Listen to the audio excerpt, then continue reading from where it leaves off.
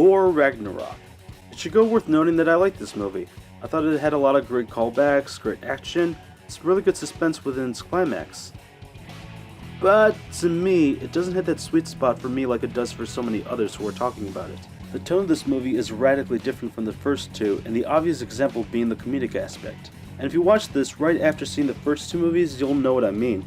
First off, it was established with the first two, while they can have their moments, are played as epic yarns about a god among men. Here, it doesn't take place on Earth for long, and the opening to this movie is what you see from the teaser trailer, where Thor is hanging from chains while talking with the audience. In the movie, that's exactly how it opens. It establishes the tone, sure, but at the same time, it's the kind of thing that I expect Deadpool to do. Plus, the humor that comes from him can vary to a level of quirkiness or snarkiness, which goes more in hand with Peter Quill's character. And yeah, big shock, this movie feels like it's taking a huge influence from Guardians of the Galaxy. It doesn't really surprise me that they are because of the more galactic setting, and because they're more successful than Thor. The problem is, Guardians' entire identity is built around this kind of humor and the weird sci-fi. Thor has sci-fi elements too, but it was more played up as traditional fantasy, which is the irony and the twist. Now, there's tons more spaceships, lasers, aliens, everything that you'd find in a Guardians movie, but now with Thor. And this goes with the tone as well. To me, at least, this kinda kills it for me. Don't get me wrong, I love the humor from this film, but it lessens the uniqueness that the Guardians series brought, because here's another movie from the MCU that does a lot of the same things. Not only that, but it can sometimes interrupt the drama from the story. Now, this is the part where I'm going to go into spoiler territory. Fast forward now, or live with the truth. Take for example the inclusion of the Hulk. While his moments are some of the best in the film, when we see him turn into Banner, he explains that he's been the Hulk for 2 years, since Age of Ultron. The way that they present him tosses aside the turmoil that his character suffers. He's pretty much spending his entire screen time as Banner as this neurotic wimp who has been shanghaied into this quest to save Asgard, and even says that if he turns into a Hulk again, he might not ever come back as Bruce. And even then it was played as a joke.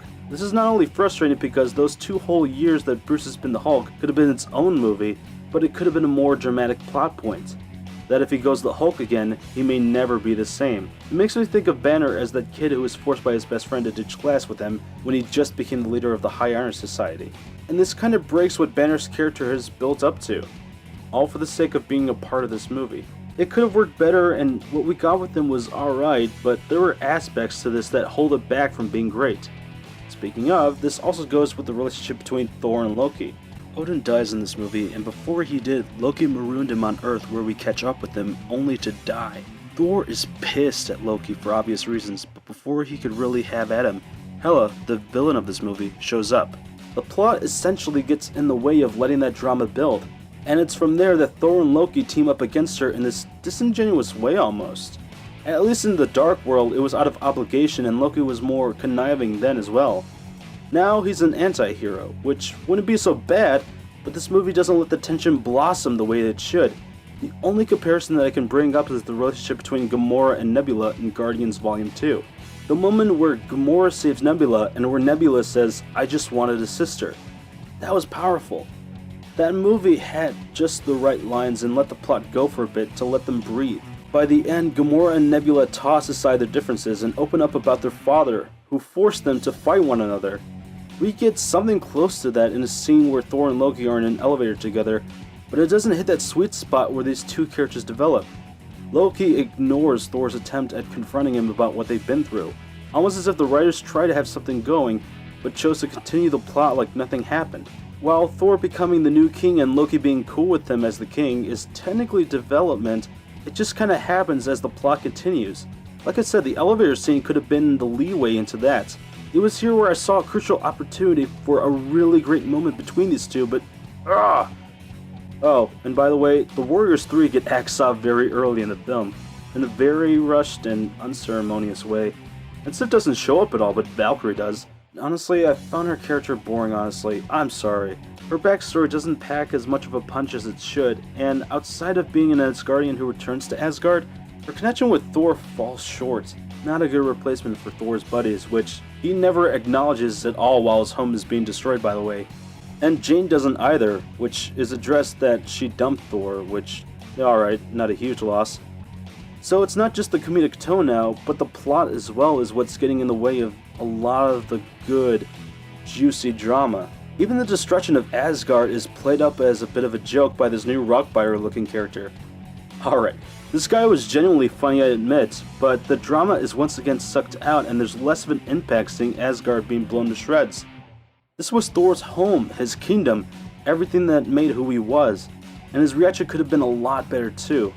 Along with the citizens, I have to add, Jesus, some of them look bored. The only character who receives a decent arc in this was the Executioner, shockingly.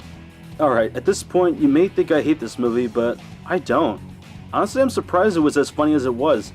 Like I said, there's a lot of things I did like, the action, the humor, even if it does suck out the drama out of some scenarios, and the new and recurring characters. And hey, Doctor Strange was in this, poking fun at the end credits scene from that movie. I had to ask though, when Doctor Strange offered tea to Thor and he said that he doesn't drink tea, how come he didn't offer him coffee? This movie has a bunch of neat callbacks in it, but come on, that coffee scene in the first Thor movie was hilarious! Overall, I did like this movie. I just had my own gripes with it, and to me, it could have been a lot better than what it was. I don't know, am I asking too much from a Marvel movie? Probably. The comparison that I made with Guardians of the Galaxy is probably unfair, but I think I have some merit in doing so. After all, this third installment opens up that comparison in my humble opinion anyway.